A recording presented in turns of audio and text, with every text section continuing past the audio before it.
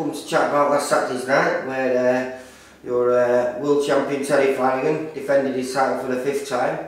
Is this something you would have thought 8 years ago? No, I'll be honest with you. I don't think when Teddy turned over, he wasn't a spectacular amateur. He wasn't a standout amateur at all, and you know, if we was looking at British titles for him at that time, I think we might have been thinking he'd overachieved there. So for Teddy to be a world champion and defending it 5 times, I think 3 of them have been against mandatory people, and also the fact that he's 33-0, the longest undefeated record there. He's done way above what even himself and his trainer would have thought. You know, it's been an exceptional rise.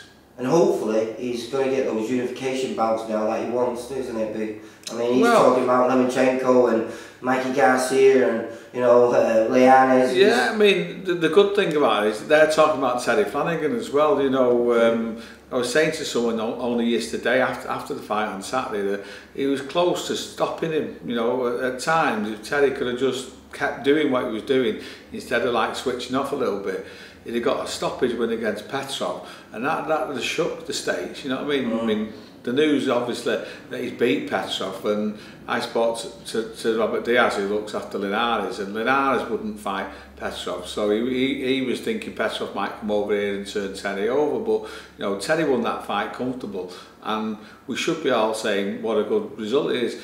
And what we are saying is, well, he could have done a little bit better, you know, and he could, and if he would have just concentrated a little bit more, kept on the attacks that he was doing instead of switching off, he'd have stopped Petrov, and the States would have been a bit feared of him. But like now, you know, there's a few saying that they'll fight in. Lomachenko is obviously what I and a lot of people think the best fighter in the world. Mickey Garcia looked sensational last time out.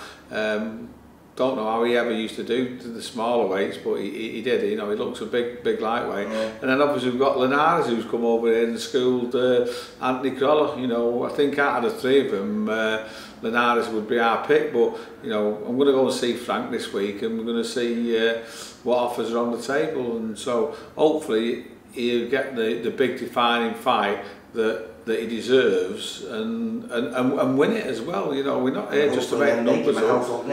Well, that's what we want to do. Obviously, he's been a bit under the radar with Box Nation, but now they're on BT. It'll take a little bit of time to build them up like the Sky Fighters, but you know, he'll get there. Wasn't it? It was a reasonable show, yeah. Well, with that Williams and Smith fight was a belter, wasn't it? Dodgy ending, but yeah, a bit controversial. Yes, it lived up to expectations. But on the show, on the undercard, on the Box Nation side of it, there was a young kid who you managed who stood out there, young Barrett. Yeah. I mean, that was a weird one, because we had a foreign opponent coming in, and then on the Thursday he sent a doctor's note saying he weren't fit to get on the plane. So that left us no time to get another foreigner in.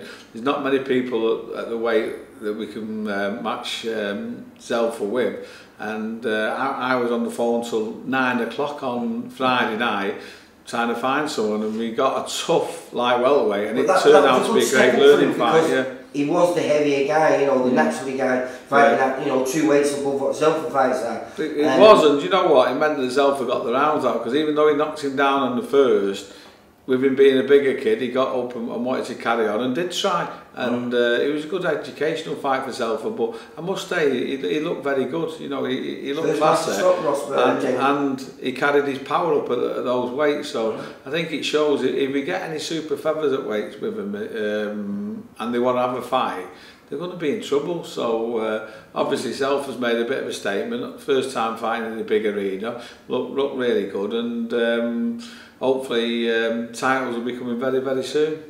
And then the 3rd kid you had on there, Rick got him. Yeah, Rick was unlucky. I mean, I thought he started off really slow and left a big gap to get back, but he wasn't far off getting it back. And when I spoke to the referee after the fight, he said he had Rick 3-2 up after 5 rounds. So in my mind then, he couldn't possibly have lost the fight because he must have won 4 of the last 5 rounds. So I can't understand that at all. I mean, I did think he'd lost a lot of the earlier rounds, so it was going to be close. And you know, if he won by a point or lost by a point, which he did, there would have been no argument for me. But when I seen that he was 3-2 up after the first fight, I was a bit disappointed because I thought then he had won the fight, you know. But he finished stronger out of the 2. He did finish stronger out of the 2, which proves another point that we were cheated out of that fight, really, you know. And cheating is a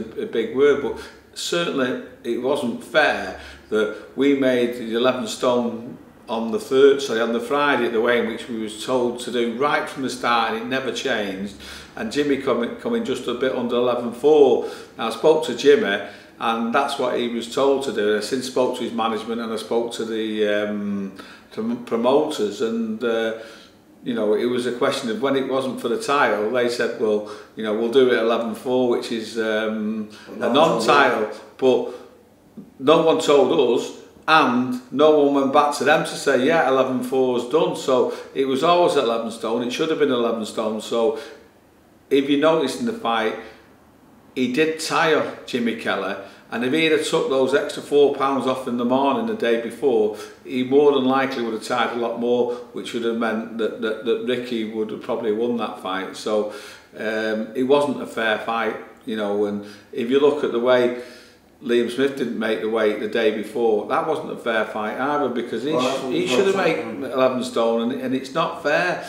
This is a tough sport and it should be equal, and weights are like that. And you know, it's like Ricky's trained for 10 weeks. What's he going to do? Walk away from the fight and not get paid at all? And the same pressure is on Liam Williams. He's done the same, and he's fighting for the world title, which he still fought for, but he couldn't walk away because it's not just the fact that he's trained so hard and wouldn't get paid.